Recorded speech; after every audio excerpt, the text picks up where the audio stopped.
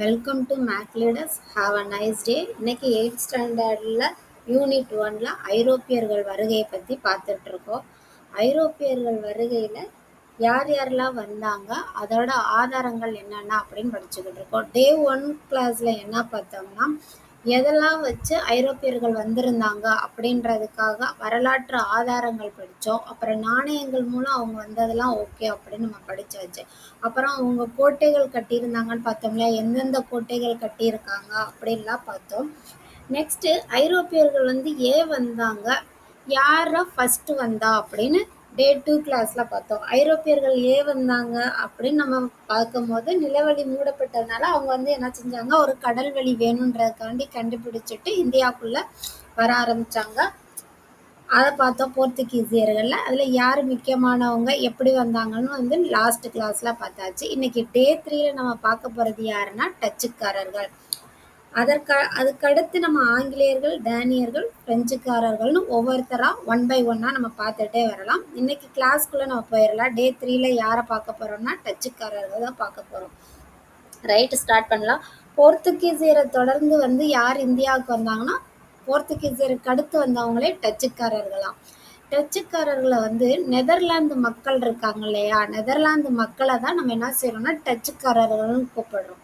So அவங்களுக்கு வச்ச கம்பெனிக்கு பேர் என்னன்னா நெதர்லாந்து ஐக்கிய கிழக்கிந்திய கம்பெனி.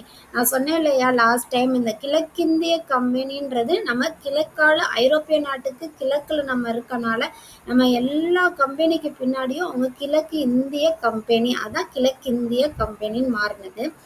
நெதர்லாந்துன்றது வந்து இந்த டச்சுக்காரர்களோட ஊர். நெதர்லாந்து கண்ட்ரிலேருந்து அவங்க வந்தனால நெதர்லாந்து ஐக்கிய கிழக்கிந்திய கம்பெனி. ஓகே, எந்த வருஷம் ஸ்டார்ட் பண்ணாங்கன்னா 1602 இவங்க வந்து ஸ்டார்ட் பண்ணிட்டாங்க நெதர்லாந்து ஐக்கிய கிழக்கிந்திய கம்பெனியை. அவங்களோட வர்த்தக மையம் எங்கே கட்டினாங்கன்னா மசூலிப்பட்டினத்தில் அவங்களோட வர்த்தக மையத்தை கட்டிட்டாங்க.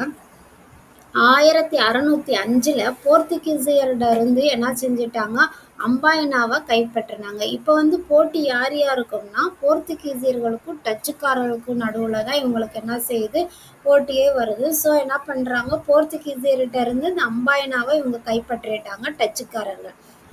அம்பாயினாவை கைப்பற்றினதுக்கு அப்புறம் என்ன பண்ணாங்கன்னா நாகப்பட்டினத்தை வந்து கைப்பற்றுறாங்க. நாகப்பட்டினத்தை கைப்பற்றின உடனே தென்னிந்தியர்களோட நம்ம இருக்கோம்ல தென்னிந்தியாவோட இதில் தங்களை என்ன செஞ்சுக்கிட்டாங்கன்னா வலிமைப்படுத்தி காமிச்சுக்கிட்டாங்க. நம்ம வந்து நல்லா ஸ்ட்ராங் ஆகிட்டோன்றதை வந்து அவங்க இந்த அம்பாயினாவையும் நாகப்பட்டினத்தையும் கைப்பற்றி பெரிய தங்கள வலிமையுள்ள ஆளாக காமிச்சுக்கிட்டாங்க.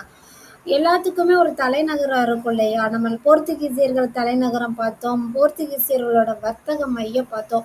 நீங்கள் இதெல்லாம் வந்து கன்ஃபியூஸ் பண்ணாமல் 1 by 1 என்ன படிக்கணும், படிக்கும் போதே போர்த்துகீசியர்களோட வர்த்தக மையம் என்ன, அவங்களோட தலைநகர் என்ன, தலைநகர் எங்கேருந்து எங்கே மாற்றினாங்க அப்படி நீங்களாம் என்ன செய்யணும், ரீகால் பண்ண தான் நமக்கு வந்து என்ன செய்யும், அண்டர்ஸ்டாண்ட் ஆகும். சரி, ஓகே வாங்க.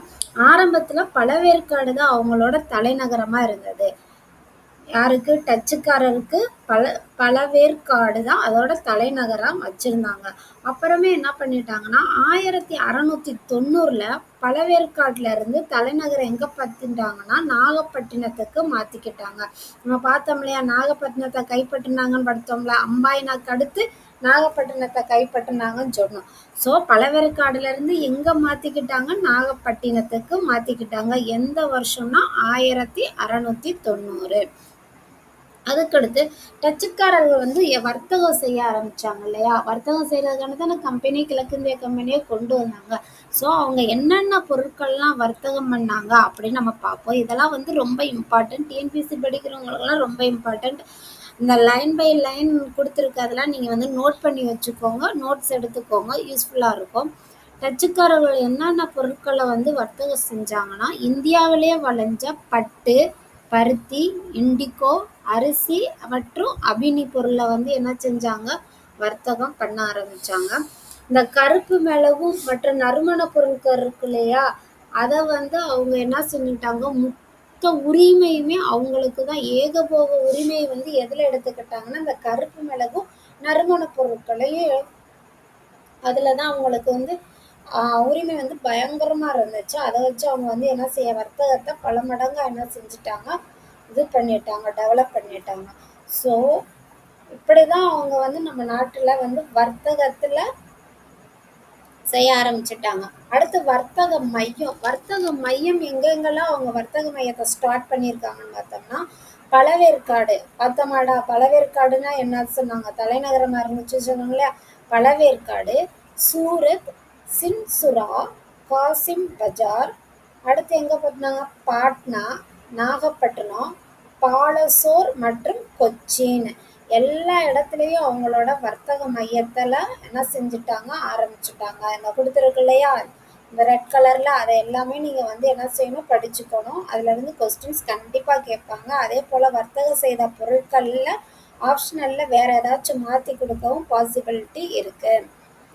இந்த இயர்ஸ்லாம் ரொம்ப முக்கியம். இயர்ஸையும் நோட் பண்ணிக்கோங்க. 1759 பெரடா போரில் வந்து ஆங்கிலேயர்கள் டச்சுக்காரர்களை தோற்கடித்தனர். இது என்ன புதுசாக ஆங்கிலேயர்கள் இங்கே வர்றாங்கன்னா, நம்ம நெக்ஸ்ட் படிக்க போகிறது ஆங்கிலேயர்கள் தான். ஸோ ஆங்கிலேயர்கள் இந்த வருஷத்தில் அவங்கள எந்த போரில் தோற்கடிக்கிறாங்க, 1759 பெடரா போரில் தோற்கடிக்கிறாங்க. பெர்டரா போரில் தோற்கடிச்சிட்டு இப்படி ஒவ்வொன்றையா ஆங்கிலேயர்கள் என்ன பண்ணுறாங்க, டச்சுக்காரர்களை தோற்கடிச்சு அவங்க ஒவ்வொரு இடத்தையா அவங்க ஆங்கிலேயர்கள் கைப்பற்ற ஆரம்பித்த உடனே என்ன செய்கிறாங்க, ஒரு ஸ்டேஜில் என்ன பண்ணிட்டாங்க, ஆங்கிலேயர்கிட்ட முழுசாக வந்து என்ன செஞ்சுட்டாங்க, அவங்களோட இதெல்லாம் கொடுக்க ஆரம்பிச்சுட்டாங்க. டச்சு வந்து முழுசாக ஆங்கிலேயரிடம் என்ன செஞ்சுட்டு ஒப்படைச்சிட்டாங்க. ஓகேவா. அது எந்த வருஷம்னா 1795. கடைசியாக என்ன பண்ணுறோம்னா, தமிழ்நாட்டில் டச்சுக்காரர்கள்னு கொடுத்துருக்காங்க. தமிழ்நாட்டில் டச்சுக்காரர்கள் என்ன பண்ணாங்க அப்படின்னு பார்த்தோம்னா, இதோ புக்கில் ஒரு தனி டைட்டிலாகவே இருக்கும், தமிழ்நாட்டில் டச்சுக்காரர்கள். 1613 என்ன செஞ்சாங்கன்னா, கெல்டிரியா கோட்டையை என்ன செஞ்சுட்டாங்க, கட்டுறாங்க. கெல்டிரியா கோட்டை, இது ரொம்ப இம்பார்ட்டன்ட், நோட் பண்ணிடுவாங்க. பழவேற்காடு படித்தோம் இல்லையா, எல்லாத்துலேயும் பழவேற்காடு வருது இல்லையா, தலைநகரம் வந்துச்சு, அடுத்து வர்த்தக மையத்தில் பழவேற்காடு வந்துச்சு. அங்கே வந்து வைரங்கள் இருக்கு இல்லையா, அந்த வைரங்களை என்ன பண்ணுறாங்கன்னா, மேற்கத்திய நாடுகளுக்கு என்ன செய்கிறாங்க, ஏற்றுமதி பண்ண ஆரம்பிச்சுட்டாங்க. தமிழ்நாட்டில் இருந்து தான், பழவேற்காடுல இருந்து அவங்க ஏற்றுமதி செய்கிறாங்க. ஸோ தமிழ்நாட்டை பொறுத்தவரை 2 தான். ஒன்று கெல்ரியா கோட்டை 1613 கட்டுறாங்க. 2வது வைரங்களை மேற்கத்திய நாடுகளுக்கு என்ன செய்கிறாங்க, ஏற்றுமதி செய்கிறாங்க. Okay fine. கடைசியாக வந்து தமிழ்நாட்டில் அவங்க கைப்பற்றிய பகுதின்னு வந்து ஒரு 4 இடம் கொடுத்துருக்காங்க. அதையும் நீங்கள் நோட் பண்ணிக்கோங்க. என்னென்னா, நாகப்பட்டினம், புன்னக்காயல், பரங்கிப்பேட்டை, கடலூர், தேவனாம்பட்டினம். இவ்வளோதான் எனது டச்சுக்காரர்கள் பற்றி. இன்னையோட கிளாஸ் அவ்வளோதான். நாளைக்கு நம்ம யாரை பற்றி படிக்க போகிறோம்னா, ஆங்கிலேயர்கள் பற்றி படிக்க போகிறோம். ஆங்கிலேயர்கள் எப்படி வந்தாங்க, டச்சுக்காரர்கள் ஃபுல்லாக எந்தெந்த முடிச்சுட்டாங்க, அடுத்து டச்சுக்காரர்களை வீழ்த்தி ஆங்கிலேயர்கள் எப்படி உள்ளே வந்தாங்க, அடுத்து அவங்க என்ன செஞ்சு அவங்க நம்மள்கிட்ட இருந்து எல்லாத்தையும் எடுத்துக்கிட்டாங்க, அந்த மாதிரி ஸ்டார்ட் பண்ண போகிறோம் ஆங்கிலேயர்களை பற்றி.